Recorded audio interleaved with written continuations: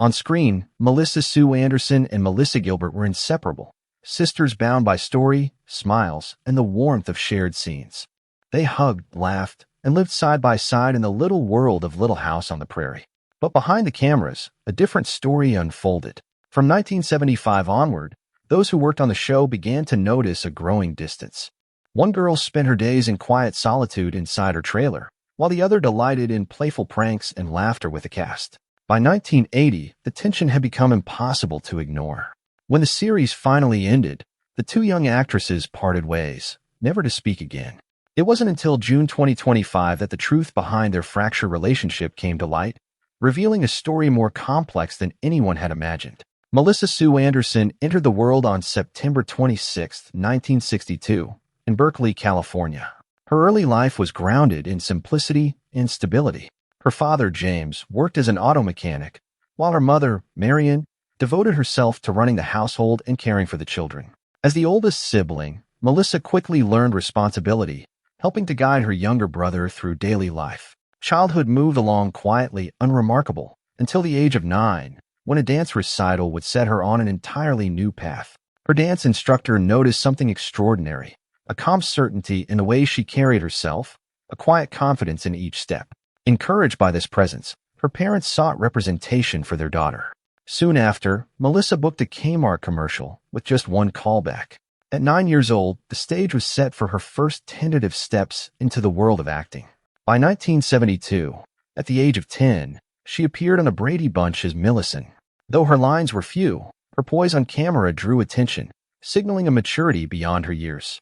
The following year brought a small, uncredited role in Shaft's The Enforcers as Kathy Mutter, a girl caught in the shadows of a crime syndicate. Even as a child, she navigated heavy, tense scenes with a steadiness that belied her age, and these early experiences taught her the realities of Hollywood far sooner than most young performers ever learn. As her career advanced, the pressures of life in front of the camera became increasingly demanding. By 11, Melissa was acutely aware of typecasting and the scrutiny of appearance. Years of dance had honed her attention to detail, instilling discipline and a careful approach to her diet and posture. While other children relaxed between takes, she often retreated into quiet reflection, choosing solitude over distraction. Her behavior was meticulous, her focus unwavering, a protective strategy that shielded her from the pitfalls that ensnared so many child actors. Yet the discipline came at cost. She missed the carefree moments of childhood, aware that her path demanded a rare combination of focus, restraint, and self-awareness. This mindset became essential when she joined Little House on the Prairie at age 11, stepping into the role of Mary Ingalls. The part demanded not only skill, but deep emotional endurance. One of the most challenging storylines required her to portray Mary's gradual loss of sight. Melissa immersed herself in research, spending time at foundations for visually impaired youth to understand how young people adapted to sudden blindness. She carried this knowledge into her performance, infusing the character with patience, sensitivity, and a quiet resilience. Her personal life, however, was shifting beneath the surface. At 13, her parents' divorce introduced another layer of complexity, leaving her to balance a burgeoning career with the upheaval at home. Yet she continued to deliver performances that were emotionally grounded and consistent, earning admiration for her composure and dedication. Socially, she maintained distance from her peers on set, preserving her independence and focus. By the time she stepped away from Hollywood at 19, she had cultivated a level of maturity most would only reach much later in life. Melissa's journey to Little House was remarkable in its own right. In 1974, she answered a casting call at just 11, competing against more than 500 girls for the coveted role of Mary Ingalls. Thousands auditioned for the series' young female leads, yet Melissa's calm presence and innate poise set her apart. When the pilot movie aired on March 30th, 1974, she became one of the youngest leads ever featured on a national television series, launching a career that would define her adolescence. Her first major scene came in the pilot, Harvest of Friends, where she guided her blind father through a prairie storm. 11 years old and with limited experience, she was tasked with delivering raw emotion while maintaining the exacting period dialogue Michael Landon demanded. The pressure was immense, yet she met it with precision. The episode aired to acclaim, critics praising the depth and sensitivity she brought to the role. Season 2, in 1975, expanded her character's presence. In The Richest Man in Walnut Grove, Mary served as a moral anchor within her family, her calm guidance touching the lives of those around her. Fans responded with letters, praising her as the moral compass of the Ingalls household. The rigorous 12-hour filming days tested her stamina, but Melissa's preparation and discipline ensured that her performances never faltered. Behind the camera, challenges continued to emerge. That same year, a storyline involving a young romance made her uncomfortable due to her natural shyness. She spoke up, asking the production team to tone down the affection. Her request was respected, and scenes were rewritten, a rare level of agency for a young actress, reflecting both her self-awareness and the trust she had earned from the crew. Later in 1975, another demanding moment arrived during a winter scene featuring hypothermia.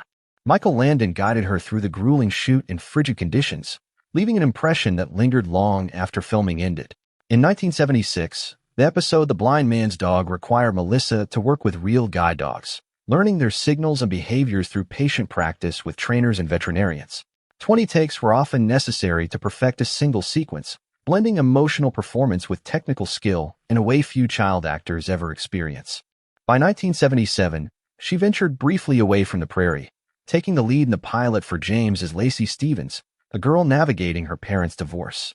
Still under contract with Little House, she demonstrated a range that surprised critics, though the pilot was not picked up. Season 4, between 1977 and 1978, brought her most powerful recognition. In the episode I'll Be Waving As You Drive Away, she delivered a lengthy monologue confronting Mary's mother's struggles, drawing from her own experiences with her parents' divorce. Michael Landon was moved, advocating for an Emmy nomination. In 1978, Melissa became the only Little House cast member ever nominated for lead actress in a drama series, a performance hailed as one of television's most heart-rending. And yet, even at the height of her acclaim, the story of her childhood and career still held unexpected turns. Then came a shock in 1978. Filming on Little House on the Prairie was rarely without risk, but in 1979, one scene tested Melissa Sue Anderson in a way she had never experienced before. During a schoolhouse fire sequence, the pyrotechnics malfunctioned. Flames leapt closer than intended, singeing her costume and sending a wave of fear through her. For the first time, she felt panic rising uncontrollably. That day, Melissa experienced her first onset panic attack and insisted that stricter safety protocols be enforced. It was a bold move for a child actor, but she understood the necessity of protecting herself and those around her. Yet even amid such harrowing moments, Melissa continued to surprise those around her. That same year, she took on a completely different challenge, stepping into the role of musical director on Hanna-Barbera's Happy Hour. Drawing on her dance background, she guided performers through their routines, blending movement and stage presence with a lighthearted energy. The show lasted only 5 weeks, but it gave her the chance to stretch beyond the quiet, introspective persona of Mary Ingalls. It was a reminder that Melissa was not just a character on the Prairie. She was adaptable, versatile, and ready to grow. At just 16, in 1979, Melissa achieved a milestone few young actors reach. She won a Daytime Emmy for Outstanding Individual Achievement in Children's Programming for the ABC special, Which Mother Is Mine? In it, she portrayed Alexandria Benton, a teenager who suddenly discovers she is adopted. Weeks of journaling her character's thoughts had helped her navigate the raw emotions of fear, confusion, and betrayal. When her name was announced as the winner, it stunned the industry. She had triumphed over adult performers to claim one of television's most prestigious accolades. At 16, she had not only proven her talent but shifted the way Hollywood viewed her. April 1980 brought another unforgettable challenge, the 2-part arc I'll Be Waving As You Drive Away. Melissa portrayed Mary Ingalls facing blindness caused by scarlet fever. Heavy prosthetics altered her eyelids, giving her eyes a distant, unfocused look, and makeup sessions often lasted 12 hours a day. The emotional weight of the storyline was immense. At times, she begged the producers to cut scenes, afraid she could not sustain the emotional strain. Yet she persevered, delivering one of the most heartbreaking performances in the series' history. The episode earned an Emmy nomination and remains a defining moment for fans, remembered for its profound emotional resonance. Her work on Little House was never without peril. In November 1979, the episode May We Make Them Proud confronted Mary with the accidental death of her fiancé Adam in a devastating fire. Filmed during a Southern California heat wave that pushed temperatures past 90 degrees, the physical toll on Melissa was severe. Exhausted from prior fire scenes, she became dangerously dehydrated and required medical attention. Despite this, she channeled her fatigue and grief into the funeral scene, collapsing convincingly, a performance so authentic that the director preserved it in just 2 takes. Viewers were left in awe, recognizing her ability to convey sorrow with unparalleled truthfulness. That same year, she appeared in Survival of Dana, a CBS TV movie shot on location across Los Angeles, including Sapulpa Dam and the San Fernando Valley. Melissa played a North Dakota teen struggling to adjust to a new environment, facing bullying and the isolation of displacement. She drew on her own experiences of quiet introspection and feeling out of place, infusing the character with authenticity. For the first time, audiences saw Melissa stepping out of Mary Ingalls' shadow, proving her capacity for nuanced, contemporary teen drama. Her commitment to realism continued on Blind Journey in 1978. Now portraying Mary fully blind, she traveled with a wagon train over rough terrain, training extensively with a foundation for the junior blind to learn Braille and the use of a cane. She performed the scenes without assistance, even navigating uneven ground that resulted in a minor ankle sprain. Audiences were convinced by her portrayal, and many wrote letters praising the show's respectful depiction of permanent disability. This storyline became one of Melissa's defining performances, cementing her reputation for extraordinary dedication and depth. In 1980, she expanded her range with a guest role on The Love Boat, playing Jennifer Chubb Smith, a teenager confronting body image insecurities. The role demanded swimsuits, water scenes, and a focus on appearance, a stark contrast to the prairie world she had inhabited. Though she felt objectified and uneasy, the experience taught her the challenges of escaping a typecast image, illustrating the difficulties young actors face when navigating Hollywood's expectations. The fires on set were not merely metaphorical. Melissa has recounted the filming of the Blind School fire during May, We Make Them Proud as one of the most terrifying experiences of her life. Explosions, smoke, and grief were all real, and the fear lingered long after the cameras stopped rolling. While audiences praised the episode's emotional power, the scars it left on her remained private. In February 1981, she ventured into horror with Midnight Offerings, portraying Vivian Sutherland, a telekinetic teen embroiled in dark forces and witchcraft. For levitation effects, she was strapped to wires, suspended in the air, an experience that left her anxious and plagued by nightmares. The intensity of the supernatural scenes seeped into her dreams, and she sought therapy to manage the lingering effects. This foray into teen horror pushed her craft and her psyche, testing the boundaries of both performance and personal endurance. By 1982, after 8 seasons, Melissa bid farewell to Little House on the Prairie.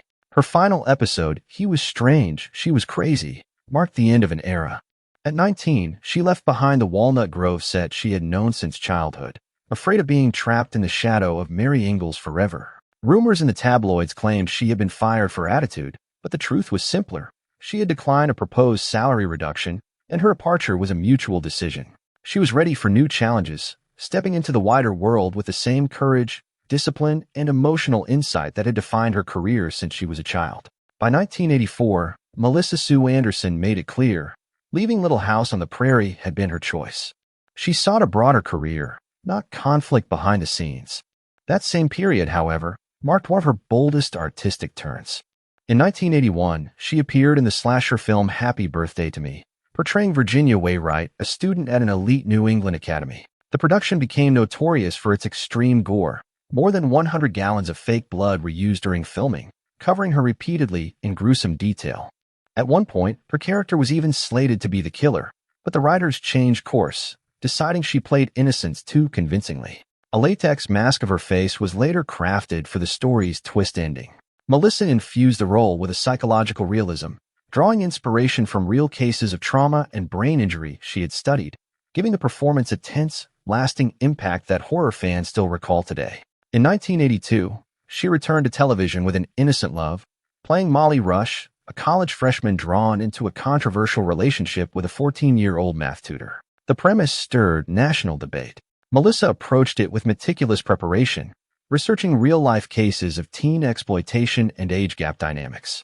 She even persuaded producers to soften certain scenes to avoid sensationalism.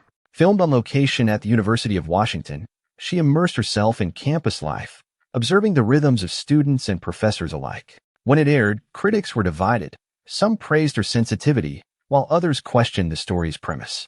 Yet the project proved her ability to navigate challenging, morally complex material with nuance and maturity. A year later, she starred in First Affair as Toby King, a college freshman drawn into a forbidden romance with a professor. To make her performance authentic, Melissa spent weeks secretly attending classes at UCLA, studying student interactions, lectures, and the subtle cues of campus life. She even submitted fake assignments to feel fully integrated into the environment. Reviewers noted her ability to anchor the drama, calling her portrayal calm, believable, and grounded, a testament to her exacting research and attention to detail.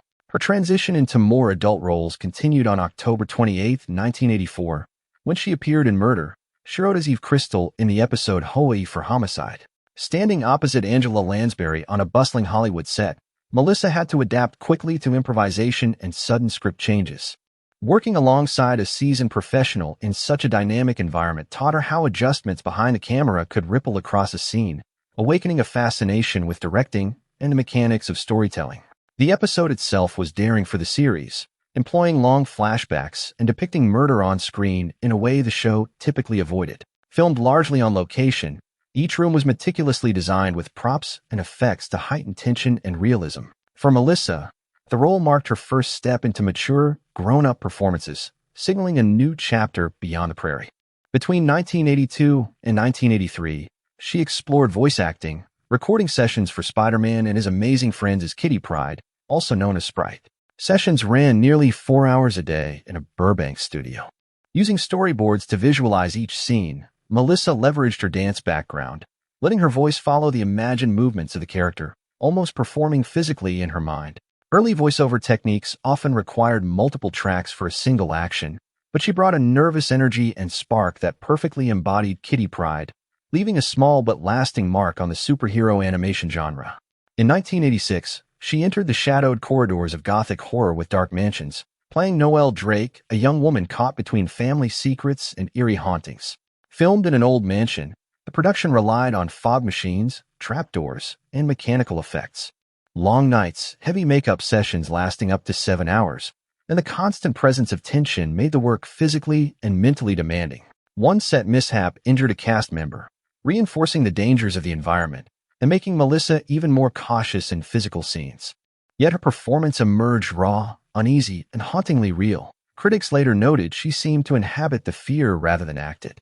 Soon after, she ventured into the streets of Manhattan for The Equalizer, portraying Yet Marcel across 2 episodes airing in February 1987.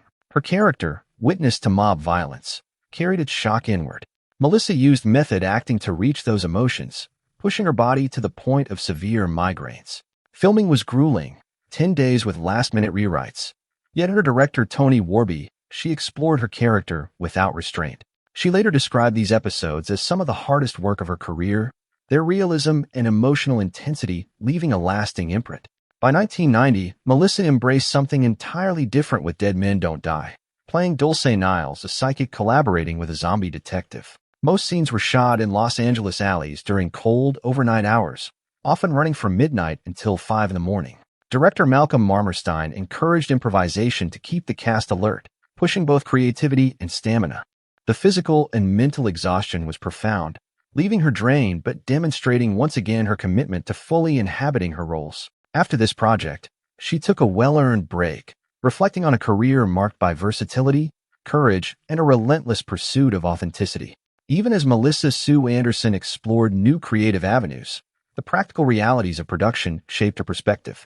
On lower-budget projects, props were reused and locations repurposed in clever ways, a necessity that sparked her interest in producing and writing.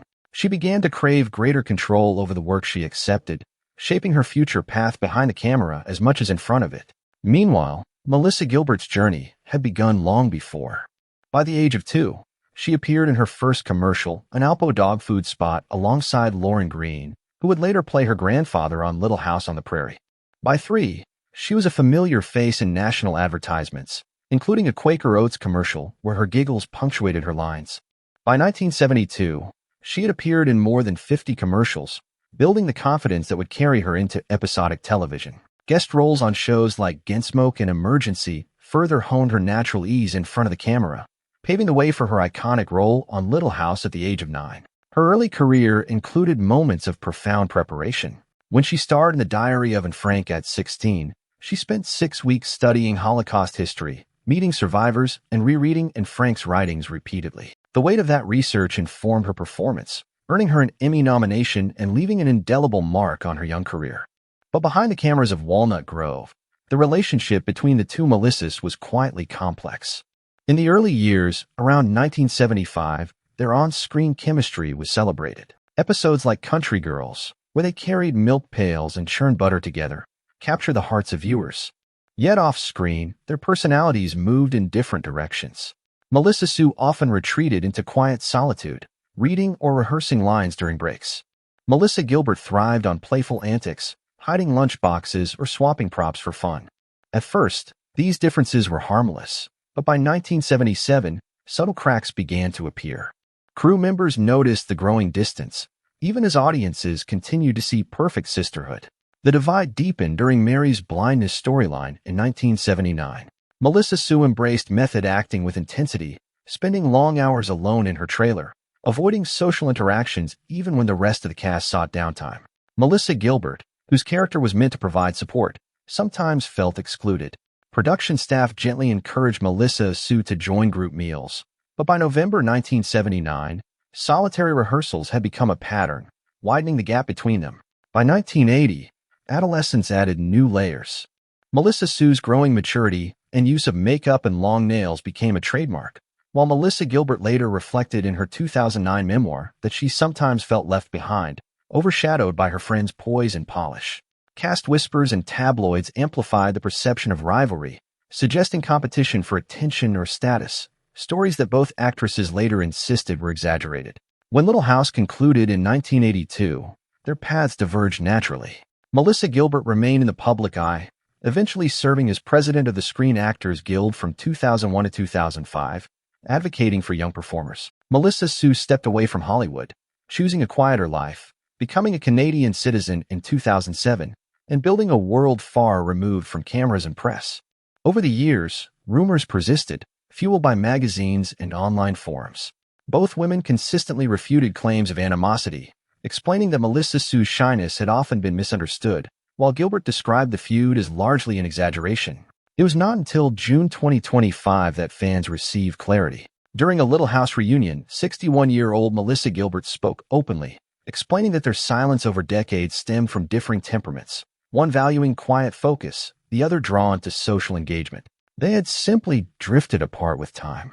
Audiences were surprised to learn there had been no dramatic fallout. A YouTube feature on the reunion drew over 2 million views, with Gilbert reiterating calmly that they respected one another. They were simply not close. Melissa Sue Anderson's 2009 memoir added depth to this understanding. She reflected on the emotional toll of intense storylines, particularly the 1979 Fire episode where her character's child was left in a burning house. Though fictional, the set and special effects were frighteningly realistic, leaving lasting emotional impressions. Fans reading her account began to see her silence in a new light, a young actress carrying a weight far beyond what was visible on screen.